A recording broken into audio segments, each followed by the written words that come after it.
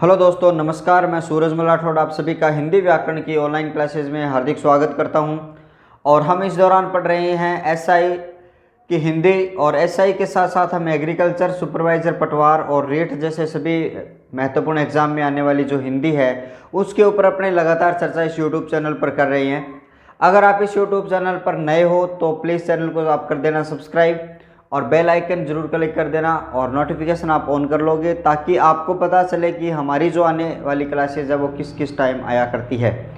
जैसा कि आप थंबनेल देख पा रहे हो, पीएसआई की 26वीं क्लास है और हमारा आज नया सेशन शुरू होने वाला है, यानी उपसर्ग प्रकरण के संदर्भ में हमारी क्लासें शुरू होने वाली है। तो लास्ट क्लास में मैंने समास के बारे में विस्तृत चर्चा की थी और समास की मैंने 7 क्लास ली है और 7 क्लास में मैंने समास को बड़े ही विस्तृत ढंग से मैंने समझाया है, जिसका लिंक मैं डिस्क्रिप्शन और आई बटन में लगा रहा हूं। अगर आप पहली बार मेरे साथ जुड़ रहे हो, पहली बार मेरी क्लास को ज्वाइन कर रहे हो, पहली बार हिंदी आप मेरे से पढ़ रहे हो, तो आप ज़रूर इस यूट्यूब चैनल को आप ज्वाइन करें और हमारी जितनी भी हिंदी क्लासेज है उनको विजिट करें ताकि आपको पता चल सके कि मैंने यहाँ पर इस यूट्यूब चैनल पर किस तरीके से पढ़ाया है। और आज का हमारा जो टॉपिक है वो उपसर्ग है और उपसर्ग के बारे में आपके साथ चर्चा करने वाला हूँ। आज की हमारी जो क्लास है वो उपसर्ग के बारे में एक सामान्य सा जो है मैटर, उस मैटर के ऊपर बात करेंगे और आगे हम बात करेंगे जब समास के प्रकारों उपसर्ग के प्रकारों के ऊपर। तो मैं आपको उपसर्ग की इतनी बेहतरीन ट्रिक आपको बताने वाला हूं कि उन ट्रिक के माध्यम से आप पांच लाइनों से आप पूरे 66 के 66 उपसर्ग आप कंठस्थ कर सकते हो, याद कर सकते हो, उनको कभी नहीं भूलना है।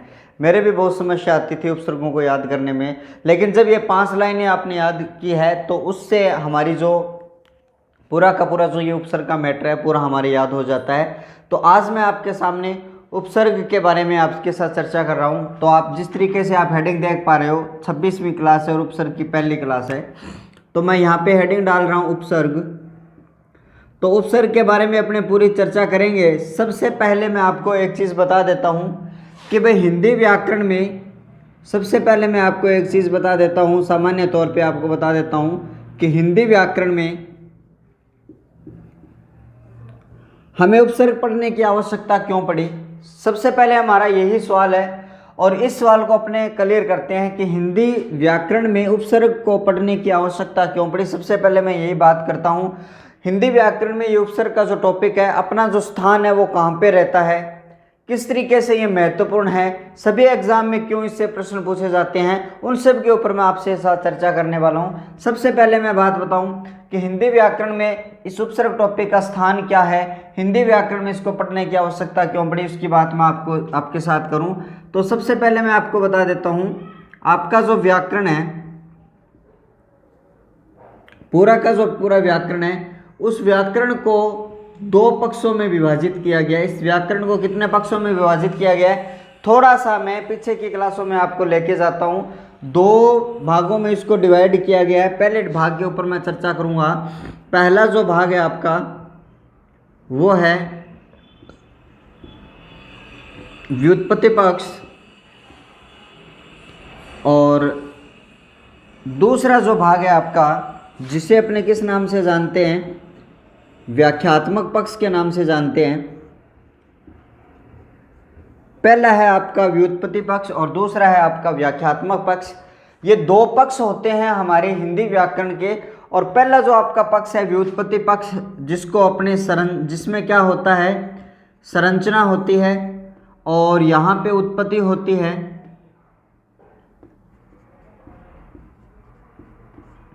किसकी उत्पत्ति होती है यहाँ पे, शब्दों की। तो आपको पता चल गया होगा शब्दों की रचना।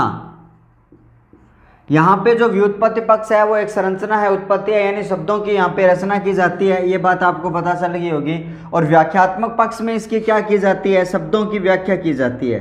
व्याख्यात्मक पक्ष में क्या की जाती है, शब्दों की यहाँ पे व्याख्या की जाती है। तो यहाँ पे शब्दों की जब व्याख्या की जाती है तो आपको पता ही होगा, इसको अपने क्या कह सकते हैं, पद का परिचय। पद क्या होता है, एक शब्द होता है और उस शब्द का अपने को क्या बताना है, परिचय बताना है। अब देखिए शब्दों की रचना हिंदी व्याकरण में किस तरीके से होती है उसकी भी बात अपने यहाँ पे करें। तो यहाँ पे देख लीजिए, आपके सामने मैं कुछ नाम लिख रहा हूँ।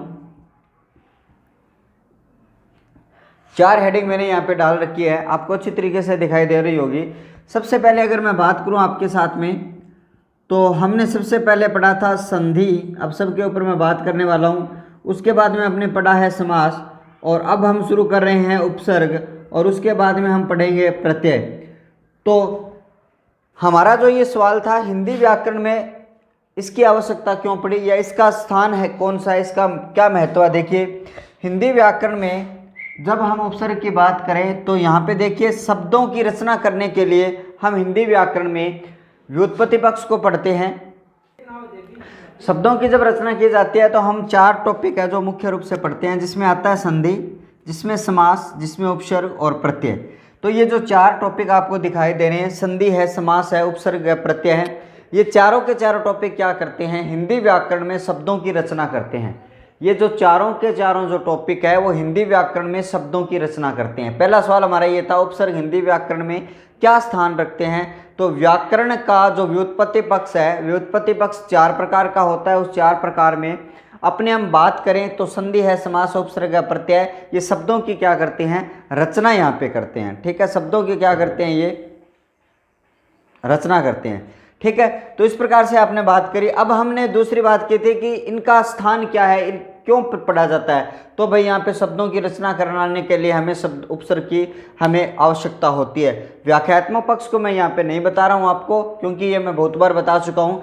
केवल और केवल हमें क्या पढ़ना है, उपसर्ग यहाँ पे पढ़ना है हमें, केवल और केवल क्या पढ़ना है, हमें उपसर्ग पढ़ना है। अब देखिए, उपसर्ग आपका क्या है, अब कैसे यहाँ पे शब्दों की रचना होती है। संधि की पूरी बात मैंने बताई, संधि में भी शब्दों की रचना होती है, बिल्कुल होती है, आपको पता ही होगा। यहाँ पे समास में भी शब्दों की रचना होती है, ये भी आपको पता है। और उसके साथ साथ बात करूँ मैं, उपसर्ग हो या प्रत्यय हो, इन सब में क्या है, शब्दों की यहाँ पे रचना की जाती है। अब देखिए, उपसर्ग है आपका, उसकी बात मैं यहाँ पे करता हूँ। आपके सामने मैंने एक शब्द लिख दिया है देश, एक शब्द है, एक विकारी शब्द है, एक संज्ञा शब्द है। मैंने इसको यहाँ पे लिखा है आपके सामने। अब देखिए, एक शब्द है, अब शब्द एक ही है, उपसर्ग जोड़ के हमें क्या करनी है, शब्दों की रचना करनी है। केवल 1-2 शब्द ही बना रहा हूँ मैं। यहाँ पे आ जोड़ रहा हूँ मैं, यहाँ पे प्र जोड़ रहा हूँ, यहाँ पे मैं उप जोड़ रहा हूँ, और यहाँ पे मैं वी जोड़ रहा हूँ। ठीक है, और यहाँ पे मैं प्रति जोड़ रहा हूँ। 4 उपसर्ग मैंने जोड़ दिए हैं, और चारों उपसर्गों को जोड़ने से 4 भिन्न प्रकार के शब्दों की रचना यहाँ पे हो जाती है। आदेश, प्र जोड़ेंगे तो क्या हो जाएगा, प्रदेश। यहाँ पर उप जोड़ेंगे तो यहाँ पे क्या हो जाएगा, उपदेश। और यहाँ पे वी जोड़ेंगे तो यहाँ पे क्या हो जाएगा, विदेश। और यहाँ पे प्रति जोड़ेंगे तो यहाँ पे क्या हो जाएगा, प्रतिदेश यहाँ पे हो जाता है। इस प्रकार से हमने देखा था कि शब्द एक था हमारे पास में, इसमें विभिन्न प्रकार के हमने उपसर्ग जोड़े। उपसर्ग जोड़ने से हमारे सामने जो विभिन्न प्रकार के जो शब्द हैं उनकी उत्पत्ति यहाँ पे होती है। तो मैंने यही कहा था, व्युत्पत्ति पक्ष में जब ये जो 4 टॉपिक है, उन चारों टॉपिक से क्या होता है, शब्दों की यहाँ पे रचना यहाँ पे की जाती है। शब्दों की क्या होती है, यहाँ पे रचना होती है। तो पहला हमारा यही काम था कि हमें देखना था कि उपसर्ग है वो कहाँ पढ़ा जाता है और इसका काम क्या है। ये चीज़ें आपने देखी है बड़ी अच्छी तरीके से। मैं अलग ढंग से आपको यहाँ पे उपसर्ग पढ़ा रहा हूँ। बड़े ध्यान से इस वीडियो को पूरा देखना है आपको, शुरू से लेकर लास्ट तक। मैं बहुत सारी नई नई बातें आपको इस क्लास के दौरान बताऊँगा। आपने पढ़ रखा है तो आपके ये रिवाइज हो जाएगी क्लास, लेकिन मैं कोशिश करूँगा कि आपको हर जो प्रकार का जो यहाँ पे कंटेंट पढ़ाया जा रहा है वो आपको अच्छी तरीके से मैं बता दूं और नए तरीके से मैं आपको बताऊं, ताकि आपके अच्छी तरीके से याद हो जाए। आशा करता हूं कि ये यहाँ तक की बात है वो आपके बिल्कुल क्लियर हुई होगी कि व्याकरण के 2 पक्ष होते हैं यहाँ पे, व्युत्पत्ति और व्याख्यात्मक। व्युत्पत्ति 4 प्रकार का होता है, संधि, समास, उपसर्ग, प्रत्यय होते हैं, और इन सब से क्या होता है, शब्दों की रचना होती है। इन दोनों की बात मैं पहले कर चुका हूँ, आज इसकी मैं बात यहाँ पे कर रहा हूँ। पहली चीज़ यहाँ पे मैंने क्लियर कर दिया है। उसके बाद में मैं आपको यहाँ पे बताता हूँ भाई उपसर्ग से, शब्द से संबंधित क्या क्या प्रश्न आपसे पूछे जा सकते हैं, और आपके जो कंपटीशन एग्ज़ाम है उस कंपटीशन एग्ज़ाम में प्रश्न कैसे आते हैं, कंपटीशन एग्ज़ाम में प्रश्न कैसे आते हैं, उनकी भी बात मैं आपके साथ में करूं। तो यहाँ पे देखिए, सबसे पहला सवाल अगर मैं बात करूं आपके साथ में, आपको ये जो उपसर्ग जो शब्द दिखाई दे रहा है, इस उपसर्ग में संधि कौन सी लगती है। ठीक है, हालांकि मैंने जो प्रीवियस वीडियो उपसर्ग की उसमें ये सब चीज़ें पूछ रखी है, आपने अगर देखा है। सबसे पहले अगर मैं बात करूं कि आपके सामने जो उपसर्ग है उस उपसर्ग टॉपिक में यहाँ पे संधि कौन सी लगती है, अगर संधि आपको पता चल गई तो उसके बाद में बताना इस शब्द में उपसर्ग कौन सा है। उस शब्द में उपसर्ग यहाँ पे कौन सा है। अगर मैं इसके बाद में बात करूँ तो इस शब्द में मूल शब्द कौन सा है। तो मुख्य रूप से अपने 3 शब्दों के ऊपर बात करेंगे। सबसे पहले आपके सामने जो शब्द दिखाई दे रहा है उपसर्ग, जिसमें उपसर्ग कौन सा है, इसमें संधि कौन सी लगती है और इसमें मूल शब्द कौन सा है। तो अगर मैं संधि की बात करूं तो इस शब्द का सबसे पहले मैं क्या कर देता हूं, यहाँ पे विच्छेद कर देता हूं, यहाँ से क्या कर देता हूं, विच्छेद कर देता हूं। आपको शब्द क्या दिखाई दे रहा है, उपधन सर्ग दिखाई दे रहा है। यहाँ पर आपको क्या दिखाई दे रहा है, उपधन सर्ग यहाँ पे दिखाई दे रहा है। तो यहाँ पर इस तरीके से आप देख सकते हो, यहाँ पे उप है, उप क्या होता है, एक उपसर्ग होता है, उपसर्ग होता है। और यहाँ पे आपको क्या दिखाई दे रहा है, मूल शब्द आपको दिखाई दे रहा है। लेकिन क्वेश्चन पहला ये है कि निम्नलिखित में से संधि कौन सी है। लेकिन इन दोनों को अगर आप जोड़ोगे तो शब्द क्या बनेगा, उपसर्ग। आप कहोगे सर इसमें कोई भी संधि नहीं है, संयोग है, क्योंकि हमने उप जोड़ दिया है और सर्ग जोड़ दिया है और दोनों को जोड़ने से बन गया शब्द है उपसर्ग। लेकिन मैं आपको बता देता हूँ भाई, इसमें संधि कौन सी लगती है आपकी, इसमें संधि लगती है व्यंजन। इसमें संधि कौन सी लगती है, व्यंजन संधि। आप कहोगे सर इसमें व्यंजन संधि कैसे हुई, तो ये भी बात मैं आपके सामने क्लियर कर देता हूँ। इसमें व्यंजन संधि कैसे होती है, अगर मैंने आपको यहाँ पे बता रखा है, अगर द्वितीय शब्द, क्योंकि मेरी जो संधि की क्लास है उसमें मैंने आपको अच्छी तरीके से बताया, द्वितीय शब्द यदि श्री धातु से शुरू हो, श्री धातु से शुरू हो मतलब श्री धातु से बनने वाले शब्दों से शुरुआत होती है। जैसे मान लो ये सर्ग आ गया, स्मरण आ गया, सृजन आ गया, और उसके बाद में जैसे मान लो अभी सर्ग लिखा है, स्मरण कराया, जैसे सृष्टि है। अगर ये जो शब्द अगर द्वितीय शब्द के प्रारंभ में आते हैं, द्वितीय शब्द के प्रारंभ में आते हैं या क्री धातु से बनने वाले द्वितीय शब्द के प्रारंभ में आते हैं, तो इन दोनों में यहाँ पे जो हो रहा है, इन दोनों में संधि नहीं होकर इन दोनों का संयोग हो जाता है, यानी दोनों सीधे जुड़ जाते हैं। लेकिन ये जो व्यंजन संधि का रूल है वो माना जाता है। जिस प्रकार से मैं एक उदाहरण आपके सामने और बताता हूँ। जैसे आपके सामने विधन स्मरण है, यहाँ पर इन दोनों को जोड़ेंगे तो शब्द क्या बन जाएगा, विस्मरण बन जाएगा। तो यहाँ पे व्यंजन संधि का नेम इसमें लग जाता है। यहाँ पे देखिए अनुधन सार है, श्री धातु से बनने वाला शब्द है और शब्द क्या बन जाता है, यहाँ पे अनुसार है। ठीक है, एक शब्द और बताता हूँ, जैसे क्री धातु से बनने वाला अनुधन करण है, तो यहाँ पर इन दोनों को जोड़ेंगे तो शब्द क्या बन जाएगा, अनुकरण बन जाएगा। तो यही नियम है वो इसमें लगा हुआ है, यही नियम है वो क्या लगा हुआ है, इसमें लगा हुआ है यहाँ पे। तो इसमें पहले क्वेश्चन था हमारा संधि कौन सी है, तो यहाँ पे मैं लिख देता हूँ इसमें कौन सी संधि है, व्यंजन संधि का नियम लगा है। उपसर्ग इसमें कौन सा है, उपसर्ग है, वो मैंने यहाँ पे बता दिया आपको। यहाँ पे मूल शब्द यहाँ पे क्या है, सर्ग है। ठीक है, यहाँ पे मूल शब्द यहाँ पे क्या है, सर्ग है। तो आपको पता चल गया होगा जो उपसर्ग शब्द है उसमें उप तो आपका उपसर्ग है और सर्ग आपका क्या है, मूल शब्द यहाँ पे आपका होता है। पहली बात यहाँ तक आपके शायद क्लियर हो चुकी होगी, पहली बात आपके यहाँ पे क्लियर हो चुकी होगी। जितना मैंने यहाँ पे बताया आपके वो चीज़ें यहाँ पे क्लियर हुई होगी। अभी उपसर्ग के बारे में सामान्य जानकारी आपको बता रहा हूँ। एक तरीके से अपने इसकी प्रस्तावना कह सकते हैं, नॉर्मल पूरी की पूरी जो जानकारी है मैंने आपको यहाँ पे मैं बता रहा हूँ आपको। आगे देखिए, यहाँ तक की बात अपने कर लेते हैं पूरी, और ये जो क्वेश्चन है वो भी हमने कर लिया है हल, और आगे मैं आपको बताऊँ बात। अब हम बात करें इसकी परिभाषा से पहले कुछ इंपॉर्टेंट चीज़ें मैं आपको बता देता हूँ। परिभाषा से पहले मैं आपको एक चीज़ बता देता हूँ आपको कि यहाँ पर जो उपसर्ग होते हैं वो शब्द नहीं होकर क्या होते हैं, शब्दांश होते हैं। शब्द नहीं होकर यहाँ पे क्या होते हैं, शब्दांश होते हैं। उपसर्ग यहाँ पे क्या होते हैं, शब्द न होकर यहाँ पे शब्दांश होते हैं। ये बात आपको ध्यान रखनी है। ये नहीं कहना है कि वे शब्द किसी मूल शब्द या धातु या विकारी शब्द के आगे जुड़कर, ऐसा नहीं बोलना है।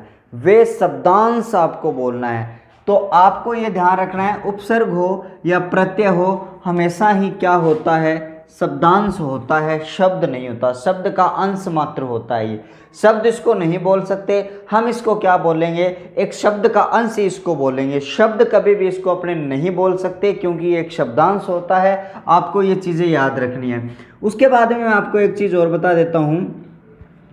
अगर हम बात करें कि भाई उपसर्ग का अर्थ आप किस तरीके से ग्रहण करते हो, तो आप इसका अर्थ बोलोगे उपसर्ग जो होते हैं उनका जो अर्थ होता है वो कैसा होता है, स्वतंत्र होता है, निश्चित नहीं। अर्थ क्या होता है इसका, स्वतंत्र होता है, निश्चित नहीं। ये चीज आपको यहां पे ध्यान रखनी है। देखिए उपसर्ग का जो अर्थ होता है वो स्वतंत्र कैसे होता है, निश्चित क्यों नहीं। जैसा आप पहले भी आपने बहुत बार पढ़ रखा होगा मैंने भी इसको पढ़ाया है बहुत बार। जैसे मान लो जो विकारी शब्द था, उस विकारी शब्द के पूर्व में जैसे जुड़ा तो अपना अर्थ ग्रहण उन्होंने किया, यानी जिस प्रकार का विकारी शब्द होता है उसी प्रकार का ये अर्थ ग्रहण करता जाता है। जिस प्रकार का ये विकारी शब्द होता है उसी प्रकार का ये अर्थ ग्रहण यहाँ पे करता जाता है। ये चीज़ आपको याद ध्यान रखनी है। तो यहाँ पे आपको इतनी चीज़ें क्लियर हो चुकी होगी। अब मैं बताता हूँ जो प्रीवियस एग्जाम है उनमें किस तरीके के क्वेश्चन आपसे पूछे जाते हैं। सबसे महत्वपूर्ण और इम्पोर्टेंट क्वेश्चन मैं आपको यहाँ पे बता रहा हूँ, लेकिन सबसे पहले मैं आपको एक इम्पोर्टेंट क्वेश्चन जो हर क्लास में बताता हूँ, ये बहुत बार एग्जाम में पूछा गया है। ठीक है, पहला क्वेश्चन, जय विकारी शब्द में कौन सा उपसर्ग जोड़ा जाए, कौन सा उपसर्ग जोड़ा जाए कि मूल शब्द के अर्थ में, मूल शब्द के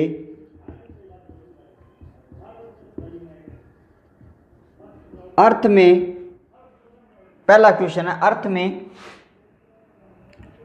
परिवर्तन आ जाए या अर्थ विपरीत हो जाए। पहला क्वेश्चन ये है कि ऐसा कौन सा उपसर्ग जोड़ा जाए इस जय शब्द में कि ये जो अर्थ आपको दिखाई दे रहा है इसका अर्थ है वो कैसा हो जाए, विपरीत हो जाए। पहला क्वेश्चन ये आपका। इसी में दूसरा क्वेश्चन, इसी शब्द से जय शब्द में कौन सा उपसर्ग जोड़ा जाए कि इसके अर्थ में क्या आ जाए, विशेषता आ जाए। एक ही शब्द है, विशेषता आ जाए। और यहाँ पे दो क्वेश्चन मैंने पूछ लिए हैं। जय शब्द में, जय जो विकारी शब्द है इसमें कौन सा उपसर्ग जोड़ा जाए, यहाँ पे देख पूछा है कौन सा उपसर्ग जोड़ा जाए कि मूल शब्द के अर्थ में परिवर्तन या विपरीत हो जाए, मूल शब्द के अर्थ में परिवर्तन या विपरीत हो जाए। दूसरा प्रश्न यह है कि जय विकारी शब्द में कौन सा उपसर्ग जोड़ा जाए कि उसके अर्थ में क्या आ जाए, विशेषता आ जाए। ये दूसरा क्वेश्चन है। तो अपने बात करते हैं, अगर बात करते हैं कि पहला जो जय शब्द है जिसका मतलब होता है जीतना। अब जीतना का आपको क्या बनाना है, इसका क्या बनाना है, हारना बनाना है, हारना बनाना है। तो क्या उपसर्ग जोड़ा जाए इसमें हार बन जाए, तो मैं जोड़ देता हूँ परा उपसर्ग और इसमें जय मूल शब्द जोड़ देता हूँ, तो शब्द क्या बन गया, पराजय।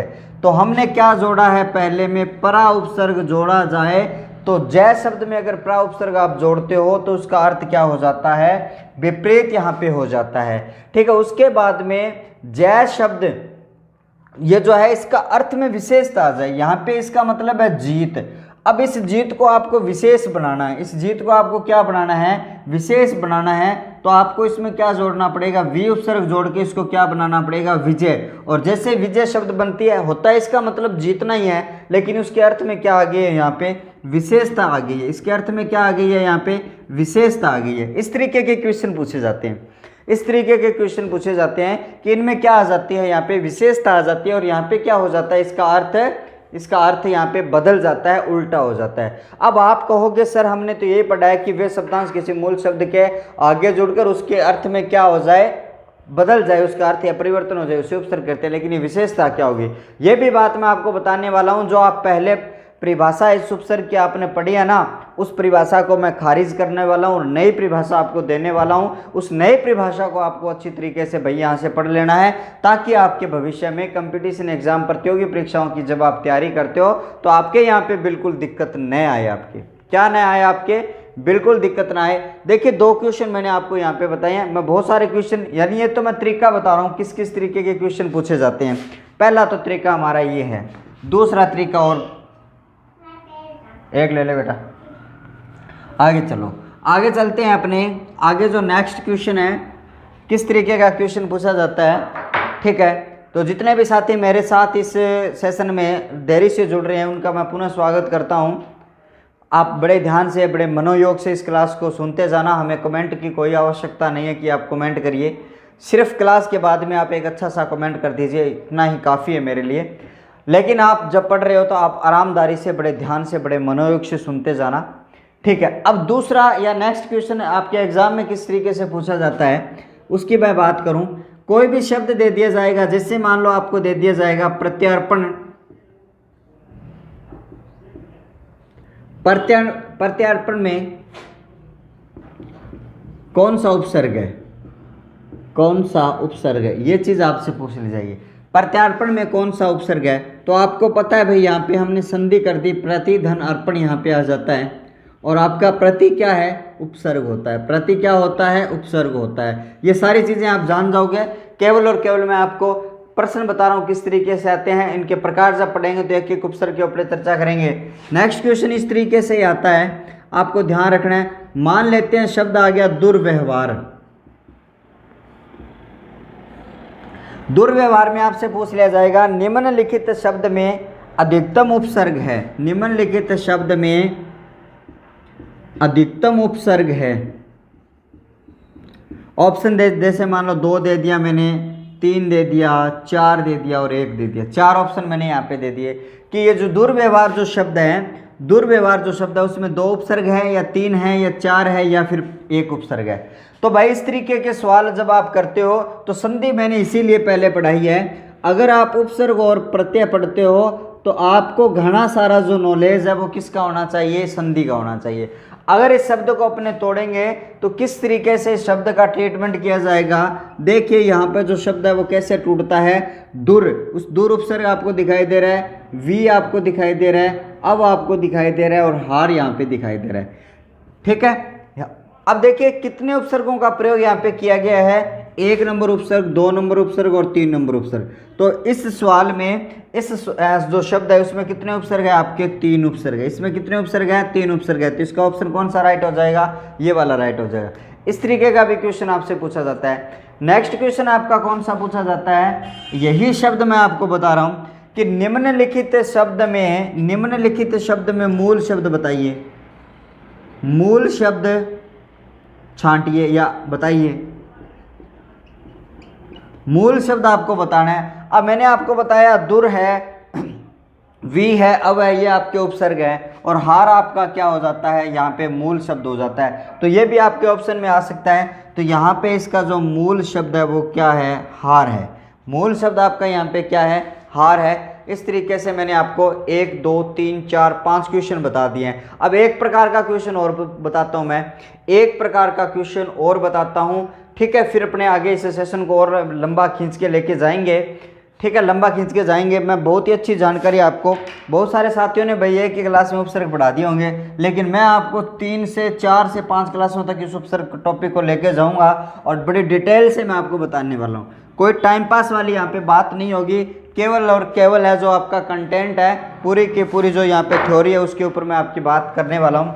नेक्स्ट क्वेश्चन आपका किस तरीके से पूछा जाता है, आपसे ये पूछ लिया जाएगा कि प्रत्याशित शब्द में उपसर्ग और प्रत्यय, प्रत्याशित शब्द में उपसर्ग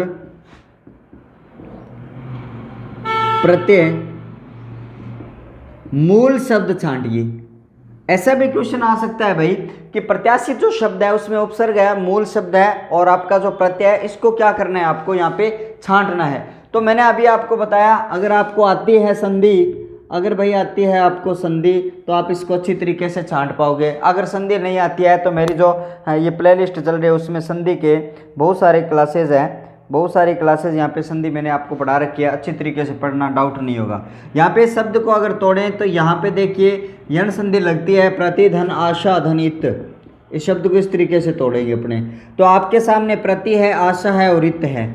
आपको पता है जो विकारी शब्द है इसके पूर्व में तो उपसर्ग जुड़ता है, इसके पूर्व में उपसर्ग जुड़ता है और इसके पीछे प्रत्यय जुड़ता है, और बीच में आपको विकारी या मूल शब्द आपको दिखाई दे रहा है। सवाल यही था कि प्रत्याशित में उपसर्ग आपका प्रति है, प्रत्यय आपका इत है और मूल शब्द आपका आशा है। इस तरीके का भी क्वेश्चन आपको ऑप्शन में ऑप्शनल क्वेश्चन में आपसे पूछ लिया जाता है। इस तरीके का क्वेश्चन के लिए भी आपको तैयार रहना है। अब मैं एक इंपॉर्टेंट और महत्वपूर्ण प्रकार का जो क्वेश्चन है वो आपसे पूछ रहा हूँ कि सबसे बढ़िया तरीके से जो क्वेश्चन है वो कैसे पूछा जाता है वो देखिए। अब देखिए जो मैं क्वेश्चन पूछ रहा हूँ, क्वेश्चन आपका ये है, निम्नलिखित शब्दों में किस शब्द में उपसर्ग नहीं है? किस शब्द में उपसर्ग नहीं है? ये भी जो है आपका किस में नहीं है, ये वाली जो बात है इसको पहले से अंडरलाइन किया कर दो भाई। है पूछ रहा है कि नहीं पूछ रहा है, इस बात को आप सबसे पहले अंडरलाइन कर लिया करो जब आप एग्ज़ाम में बैठते हो। तो इस बात को समझना अच्छी तरीके से। हर संधि में मैंने ये टॉपिक आपके क्वेश्चन बात करी है। उपसर्ग में फिर से मैं आपका क्वेश्चन पूछ रहा हूँ, जब ये उपसर्ग आएगा इसके ऊपर मैं डिटेल से बात करूँगा। जब मैं आपको प्रत्यय पढ़ाऊँगा तो भी मैं इसके ऊपर बड़ी डिटेल से बात करूँगा, क्योंकि हर एग्ज़ाम में चाहे संधि है, चाहे आपका समास है, चाहे आपकी उपसर्ग है, चाहे आपका प्रत्यय, चारों के चारों जो टॉपिक है वो भी मैं 4 आपके ऑप्शन लिख रहा हूँ। चारों के कहीं ना कहीं क्वेश्चन पूछा जाता है। पहला ऑप्शन मैं आपको यहाँ पे लिख रहा हूँ निरोग। अब आपको गुरुजी आपने तो शब्द ही गलत लिख दिया, लेकिन ये शब्द बिल्कुल शुद्ध है। इसके बाद में मैंने लिखा है यहाँ पे निरश, और यहाँ पे इसके बाद में मैंने लिख दिया है नीरव, और यहाँ पे एक शब्द मैंने लिख दिया है नीरज। 4 शब्द लिखे हैं मैंने यहाँ पे, और चारों की प्रकृति, चारों की बनावट आप अगर देखते हो, अगर आपको थोड़ा बहुत नॉलेज नहीं है संधि समास उपसर्ग प्रत्यय का, तो भाई इनमें गड़बड़ होगी। इनमें क्या होगी? गड़बड़ होगी। मैं ये पूछूं निम्नलिखित शब्द में उपसर्ग नहीं है, अब आप क्या कहोगे? निरोग में नहीं है। सर आपने तो ये शब्द ही गलत लिख दिया, इसमें उपसर्ग है ही नहीं। ये शब्द ही गलत है, और निरोग अपने आप में मूल शब्द है। ठीक है, नहीं है निरोग मूल शब्द, मैं बता रहा हूँ। सभी का मैं ट्रीटमेंट करने वाला हूँ अच्छी तरीके से। आपका ये भ्रम है ये भी दूर करने वाला हूँ। अब देखिए इस चारों ऑप्शन से मैं आपको क्वेश्चन पहला तो ये बता रहा हूँ कि किस शब्द में उपसर्ग नहीं है। दूसरा क्वेश्चन आपका इसी 4 ऑप्शन से है कि किस शब्द में प्रत्यय लगा है, किस शब्द में प्रत्यय का प्रयोग किया गया है, किस शब्द में प्रत्यय का प्रयोग। हालांकि प्रत्यय वाला टॉपिक आएगा, लेकिन यहाँ से सारी चीज़ें डाउट आपके जो क्लियर है वो हो जाएंगे। अब मैं इसका बताता हूँ जवाब। अगर आपको आता है तो भाई इसका जवाब आप ज़रूर मुझे डालिए। अब मैं इन चारों के चारों जो ऑप्शन आपको दिखाई दे रहे हैं, इन चारों के चारों ऑप्शनों का मैं ट्रीटमेंट यहाँ से करने वाला हूँ। किस शब्द में यहाँ पे उपसर्ग नहीं है, तो आपको यहाँ से ध्यान रखना है निरोग शब्द है, नीरस है, नीरव है, नीरज है।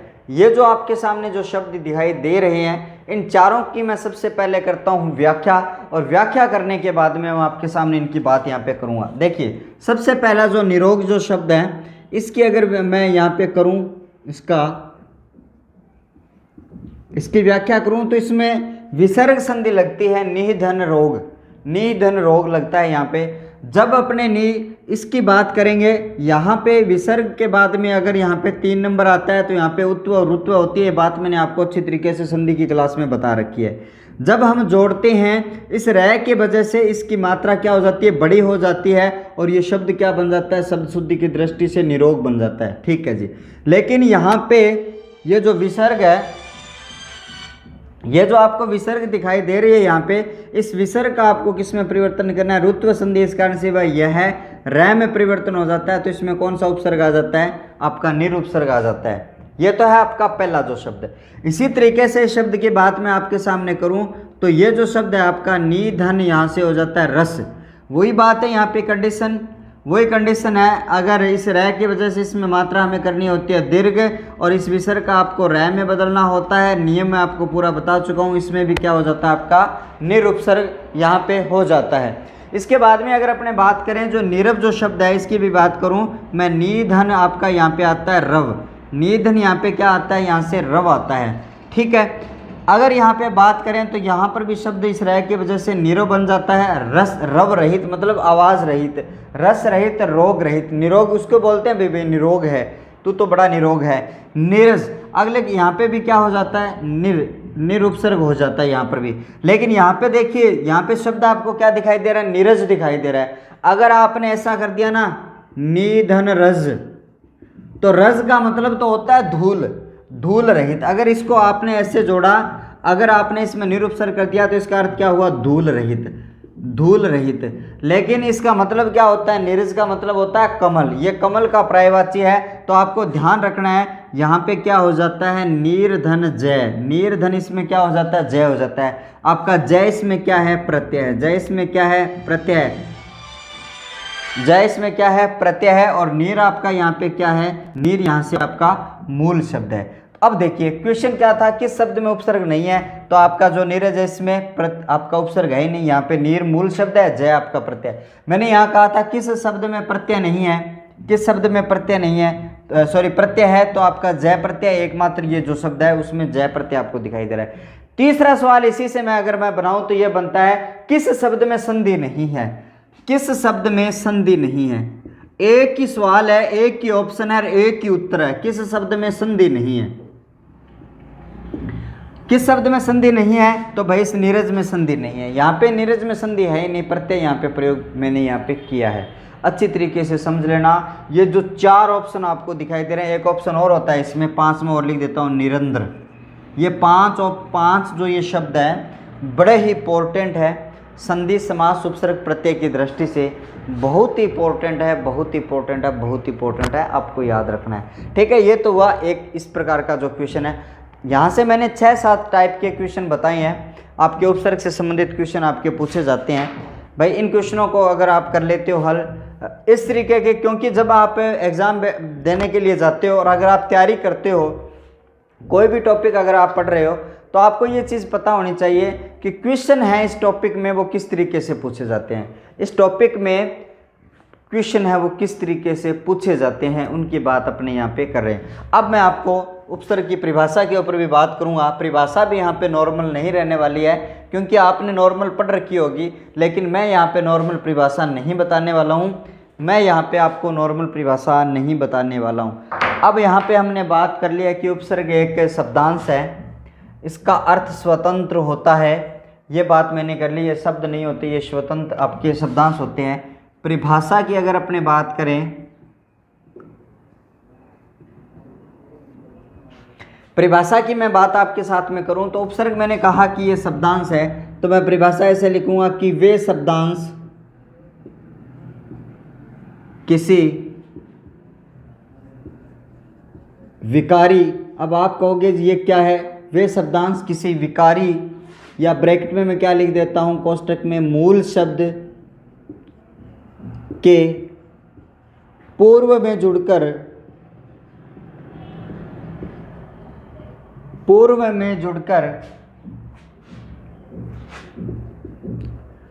उसके अर्थ में, इसके अर्थ में परिवर्तन,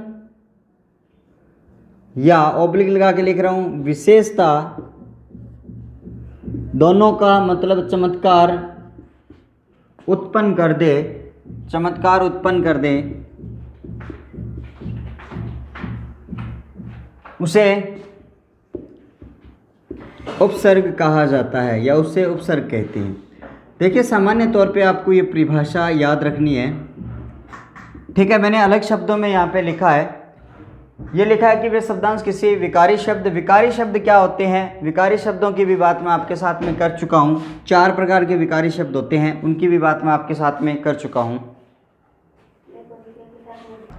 कौन कौन से विकारी शब्द होते हैं उनकी बात करूं तो आपको पता है कि विकारी शब्दों की जो संख्या होती है वो 4 होती है।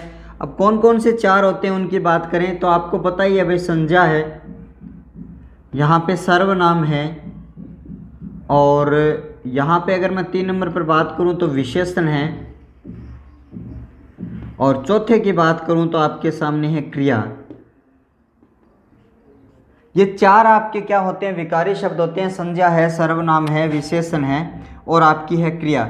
ये जो 4 शब्द हैं उनको क्या कहा जाता है, विशेषण कहा जाता है। और इन सब से पूर्व जो शब्दांश जोड़ा जाता है, इन सब से पूर्व जो शब्दांश जोड़ा जाता है, उसी शब्दांश को क्या कहा जाता है, उपसर्ग कहा जाता है। और इस शब्दांश को इस शब्द के साथ में जोड़ने पर या तो क्या है, अर्थ में आ जाता है परिवर्तन, या तो अर्थ में क्या आ जाता है, परिवर्तन आ जाता है, या अर्थ में क्या आ जाती है, विशेषता आ जाती है, या तो अर्थ में क्या आ जाती है, विशेषता आ जाती है, और इन दोनों को अगर मिलाकर बात करें तो शब्द में क्या आ जाता है, चमत्कार आ जाता है। शब्द में क्या आ जाता है, बदलाव आ जाता है, उसे ही क्या कहा जाता है, उपसर्ग कहा जाता है। यही बात मैंने परिभाषा में बताई है, बड़े नए तरीके से मैं आपको परिभाषा बताई है कि वे शब्दांश किसी विकारी शब्द यानी मूल शब्द के पूर्व, अब आपको इस शब्द का भी बहुत ध्यान रखना है, पूर्व कह सकते हो आप, यहाँ पे पहले कह सकते हो। बहुत सारे साथी हैं वो यहाँ पे याद रखते हैं आगे, आपको ये आगे वाला जो शब्द है वो काट देना है, ऐसे नहीं बोलना है कि वे शब्दांश किसी विकारी शब्द के आगे जुड़कर, आगे नहीं बोलोगे। शब्द मैं लिख रहा हूँ जैसे देश, भाई इसको आप आगे बोलते हो या इसको आगे बोलते हो, मेरे समझ से बाहर है, आपकी समझ में है तो आप बोल लेना, क्योंकि होती है ये बात गलत। यहाँ पे स्पष्ट जो आपकी एनसीईआरटी के जो बुक है उसमें लिखा हुआ है पूर्व, पूर्व या पहले आप कहोगे कि वे शब्दांश किसी मूल शब्द या विकारी शब्द के पूर्व जुड़कर उसके अर्थ में परिवर्तन या विशेषता या उसके अंदर चमत्कार उत्पन्न कर दे, उसे क्या कहा जाता है, उपसर्ग कहा जाता है। ये आपकी परिभाषा है। और मैंने यहाँ पे अच्छी तरीके से ये देखिए पूरा का पूरा यहाँ पे मामला मैंने स्पष्ट करके बताया है, और यहाँ पे कैसे विशेषता आती है, कैसे परिवर्तन यहाँ पे अर्थ में होता है, उसका भी मैं यहाँ पे आपको बता देता हूँ। जैसे मैंने थोड़ी देर पहले बताया था, जय शब्द है जिसका मतलब जीतना होता है, इसका मतलब क्या है, जीत है। ठीक है, इसके साथ में अगर परा उपसर्ग जोड़ दूंगा तो शब्द क्या बनेगा, पराजय बनेगा, पराजय बनेगा। और इसका मतलब क्या हो गया, अर्थ में क्या आई है, परिवर्तन आया। इसके अर्थ में क्या है, परिवर्तन हो गया, बदलाव हो गया, इसमें विपरीत अर्थ निकल रहा है। और इसके बाद में अगर इसी जय शब्द में अगर वी उपसर्ग जोड़ दूंगा तो शब्द क्या बनेगा, विजय बनेगा।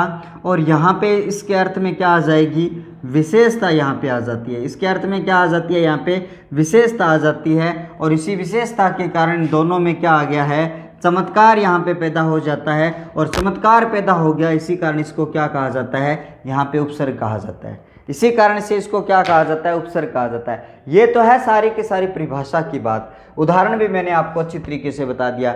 ये है परिभाषा।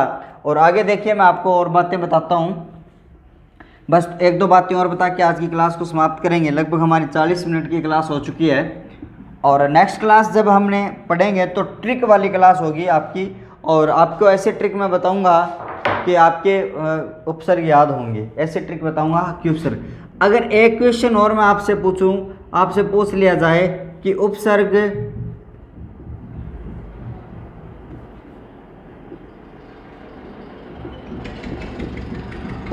का प्रयोग कितने रूपों में होता है, उपसर्ग का प्रयोग कितने रूपों में होता है, तो उपसर्ग का जो प्रयोग है वो कितने रूपों में होता है, ये चीज़ आपको यहाँ पे ध्यान रखनी है। तो मैं आपको एक चीज़ बता देता हूँ, उपसर्ग का जो प्रयोग है वो कितने रूपों में होता है वो आपको यहाँ पे ध्यान रखना है। तो आपका जो उपसर्ग का जो प्रयोग है वो 2 रूपों में होता है। कितने रूपों में होता है, यहाँ पे 2 रूपों में यहाँ पे इसका प्रयोग यहाँ पे किया जाता है। और वो 2 रूप कौन कौन से आपके, वो भी मैं आपको यहाँ पे बता देता हूँ। सबसे पहला जो अगर रूप है उसकी बात करूँगा तो वो है आपका संधि सहित का रूप है। और दूसरे रूप की अगर मैं यहाँ से बात करूँ तो यहाँ से क्या हो जाएगा, आपका संधि रहित का जो रूप है वो आपके यहाँ पे हो जाता है। एक है संधि सहित और दूसरा है संधि रहित। 2 प्रकार के रूप यहाँ पे होते हैं। आप ये कहोगे सर यहाँ पे क्या है, ये संधि सहित और ये संधि रहित का मामला क्या है, वो चीज़ भी मैं आपको यहाँ पे बता देता हूँ। देखिए एक उदाहरण मैंने लिया यहाँ पे, प्रतिधन अक्षी, और मैं जैसे ले लेता हूँ प्रतिधन आशा। यहाँ पे प्रति आपको उपसर्ग दिखाई दे रहा है, लेकिन जब इनको जोड़ोगे तो यहाँ पे आपको संधि करनी पड़ेगी, और यहाँ पे शब्द क्या बन गया, प्रत्याशा बन गया।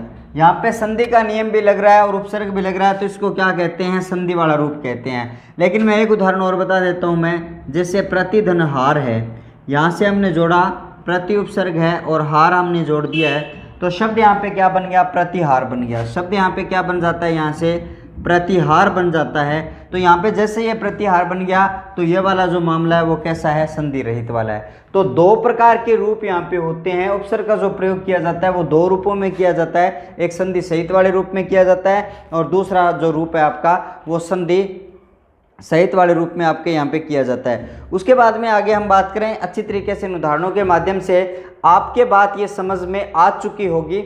अब मैं बात करता हूँ जो उपसर्ग के जो भेद होते हैं, उन भेदों की बात मैं आपके साथ में करूं तो भाई आपको याद रखना है कौन से भेद होते हैं और इन भेदों की क्या कहानी है, ये भी मैं बात आपको यहाँ पे बताने वाला हूँ। तो हम अगली हेडिंग क्या डालेंगे, अगली हेडिंग अपने डालेंगे उपसर्ग के भेद।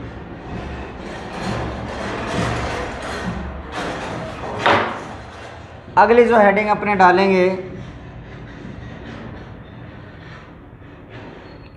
उपसर्ग के प्रकार या भेद। तो उपसर्ग के प्रकारों की अगर मैं बात करूं आपके साथ में, तो पता है भैया आपको कितने उपसर्ग होते हैं, 3 प्रकार के उपसर्ग होते हैं। एक रेखा चित्र के माध्यम से मैं आपको यहाँ पे बता रहा हूँ कितने उपसर्ग होते हैं। यहाँ पे 3 उपसर्ग होते हैं। कितने होते हैं? 3 उपसर्ग होते हैं। सबसे पहले की बात करूँ तो संस्कृत के उपसर्ग होते हैं, ठीक है, संस्कृत के उपसर्ग, संस्कृत के उपसर्ग होते हैं। और दूसरे की अगर मैं बात करूं यहाँ पे हिंदी के उपसर्ग,